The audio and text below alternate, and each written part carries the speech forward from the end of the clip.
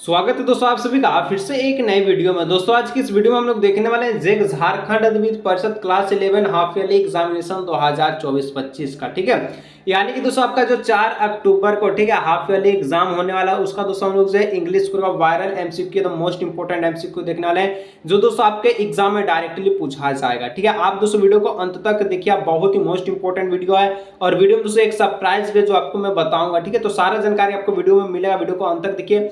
एक एक प्रश्न दोस्तों आपके एग्जाम में दोस्तों डायरेक्ट देखने को मिला है। चलिए वीडियो को शुरू करता है, वीडियो को अंत तक देखिए और एग्जाम दोस्तों आपका एमसीक्यू होगा जो कि आपका ओएमआर सीट पर होगा। ठीक है, चलिए बिना देरी के वीडियो को शुरू करते हैं।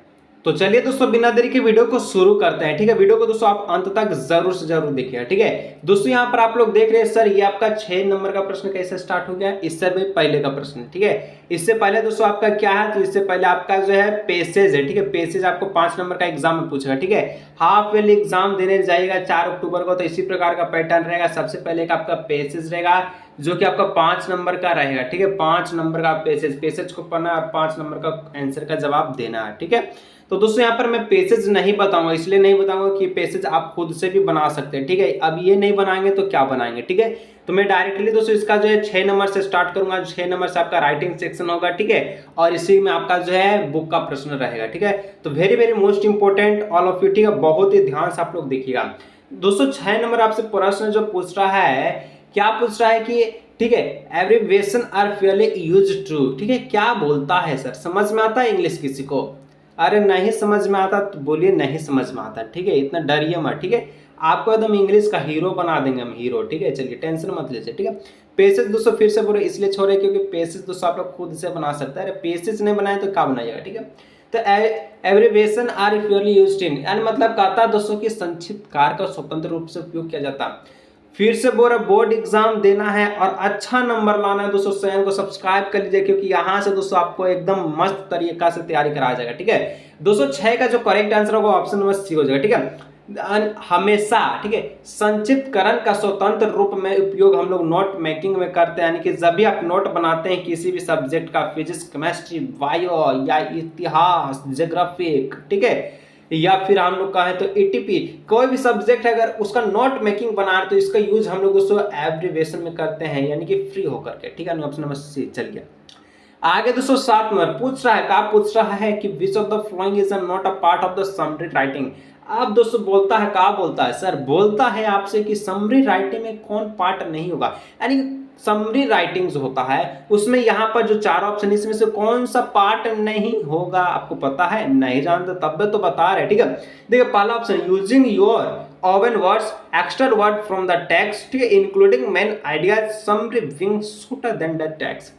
समझ में? अरे फिर नहीं समझ में आया। ठीक है, क्या बोल दिया। ठीक है, तो दोस्तों देखिए जो 7 नंबर है, 7 का correct answer is the B, यानी कि एक्स्ट्रा, ठीक है, extend word from the text. कहने का मतलब है कि आपका निम्नलिखित में से कौन सा सारांश लेखन का हिस्सा नहीं है, तो समरी का हिस्सा पाठ से सटीक शब्द का नहीं है। यानी दोस्तों देखिए जो पाठ है, मान चलिए पाठ कोई चैप्टर आपका 6 पेज का, ठीक है, अब दोस्तों मान चलिए आप उसको समरी बना रहे हैं तो 6 पेज का आप समरी बनाए तो इसको समरी बोलेंगे, चैप्टर बोलेंगे, चैप्टर बोलेंगे।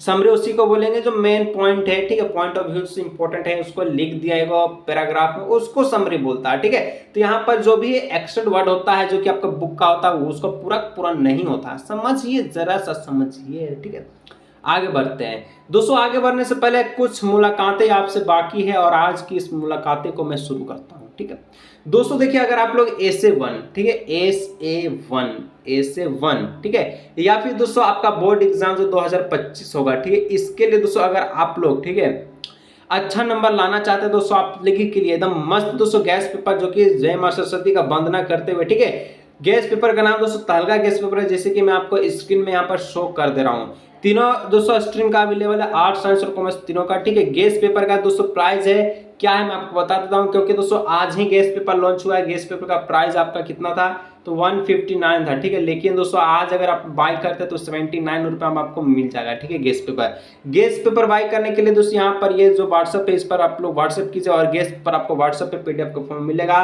पेमेंट दोस्तों आप लोग ऑनलाइन पेमेंट मेथड यूज से आप लोग पेमेंट कर सकते हैं, तो दोस्तों जल्दी जाइए इस नंबर पर व्हाट्सएप कीजिए, देर मत कीजिए। ठीक है, अच्छा से अच्छा नंबर लाना है तो जल्दी इस पर रखिए। ठीक है, यानी कि व्हाट्सएप कीजिए। ठीक है, चलिए, रख हौसला वो मंजर भी आएगा, ठीक है।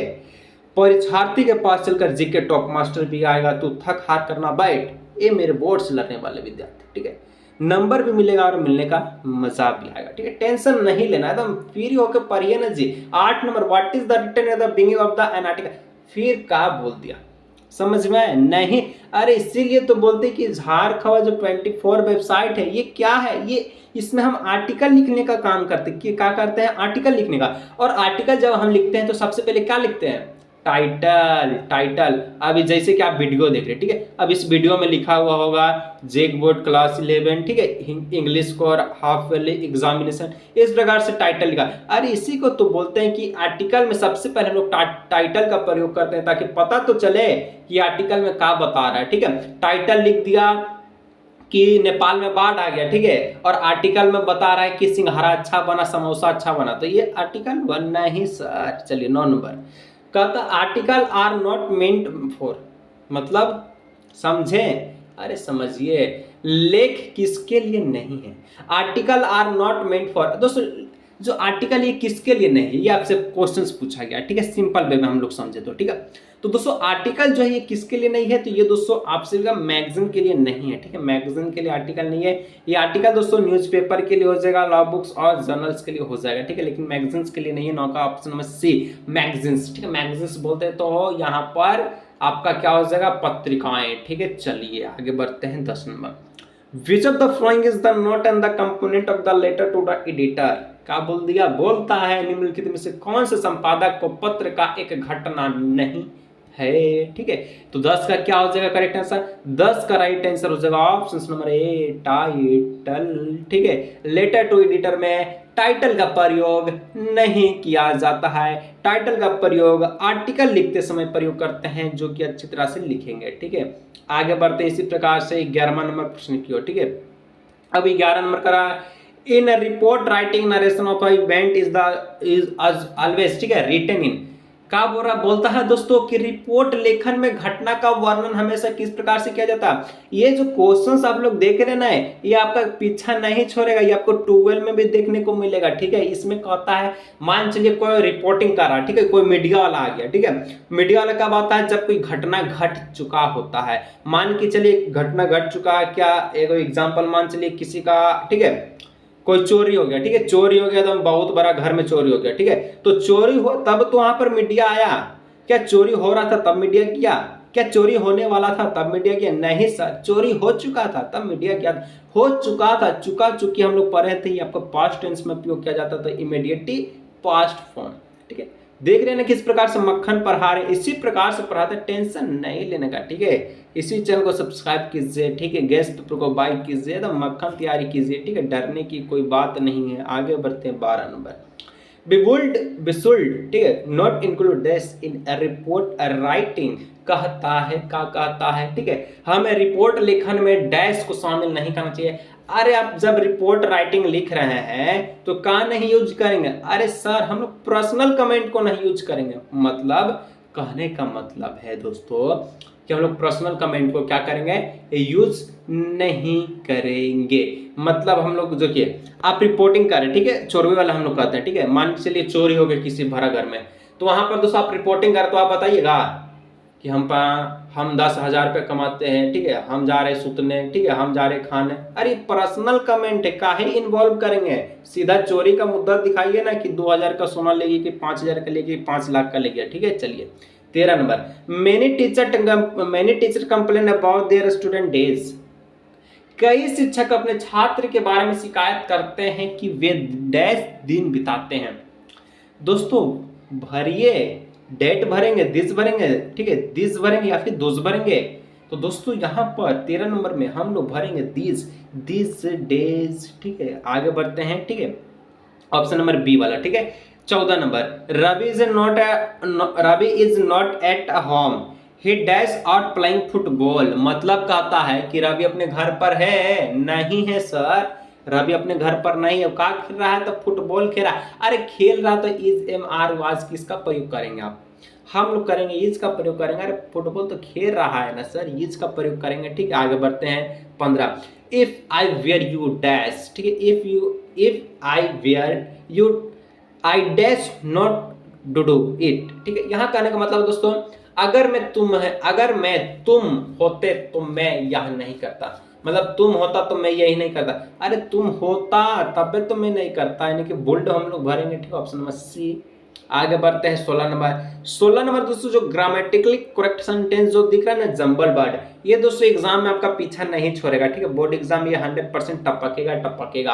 आपको क्या करता है कि ग्रामेटिकली करेक्ट सेंटेंस में बोलता है कि जो जंबल वर्ड से दिए गए हैं ये वाला, इसका एकदम सहरिया यानी कि इसका जो मस्त सेंटेंस आपको बनाना है कि जो परफेक्ट रहे। ठीक है, देखिए कहता है इज एक्सपेक्टेड टू डू, ठीक है, एवरी मैन हिज ड्यूटी। अब दोस्तों इसको सरिया करके लिखे तो कैसे लिखेगा? ठीक है, 16 नंबर का अगर सरिया करके लिखे तो his duty every man is expected to do. अरे नहीं सर, अब देखिए हिंदी थोड़ा पढ़ते हैं कि उसका कर्तव्य है, उसका कर्तव्य हर आदमी से अपेक्षित है। अरे नहीं सर, अब देखिए बी नंबर, every man is expected to do his duty, मतलब कि दोस्तों हर आदमी से उसका कर्तव्य निभाने की अपेक्षा की जाती है, मतलब जो ड्यूटी करता है वो उससे यही उम्मीद रखा जाता है कि ये काम अच्छा से करे। ठीक है, चोरी चुकी ना करे, यानी ऑप्शन नंबर बी। ठीक है, 17 कि which one of the flowing sentence is the passive voice. ठीक है, यानी दोस्तों कहा जाता है 17 नंबर में क्या कहा जाता है कि इसमें से पैसिव वॉइस कौन है आप सभी का। ठीक है, पैसिव वॉइस इसमें दोस्तों कौन है, निम्नलिखित में से आपका पैसिव वॉइस कौन है? तो दोस्तों 17 का जो करेक्ट आंसर है क्या हो जाएगा यहाँ पर? ऑप्शन नंबर देखिए, पैसिव वॉइस में हम लोग बाय का प्रयोग करते हैं ना सर, यानी option number D, the room was cleaned by the Sudhanshu.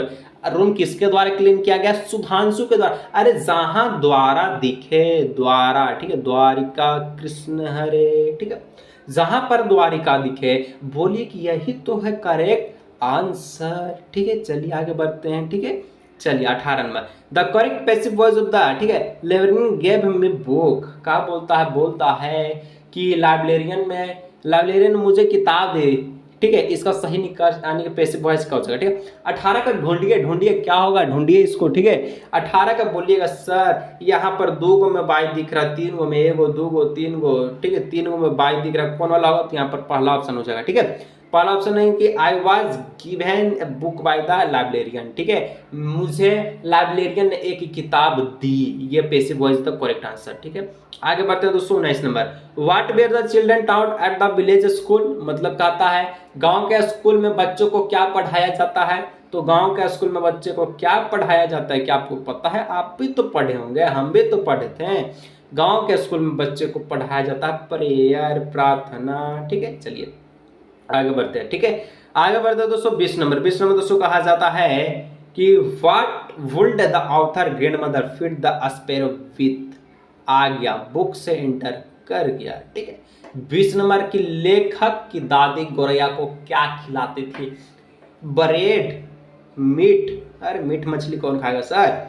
Chapati, grains. अरे 20 नंबर का बताइए तो, बुक इसका मतलब नहीं पढ़े, ब्रेड खिलाता था। अरे ब्रेड मने रोटी। ठीक है, रोटी लिख देता तो और अच्छा बात था। ठीक है, चलिए आगे बढ़ते दोस्तों 21 नंबर प्रश्न की ओर। Kushwant Singh grandmother was an old man who used to wear, यानी कि कुशवंत सिंह का जो ग्रैंडफादर है, दादाजी, ठीक है, वो जो है बुढ़ापे में क्या पहनते थे? वियर, क्या पहनते थे, क्या यूज करते थे?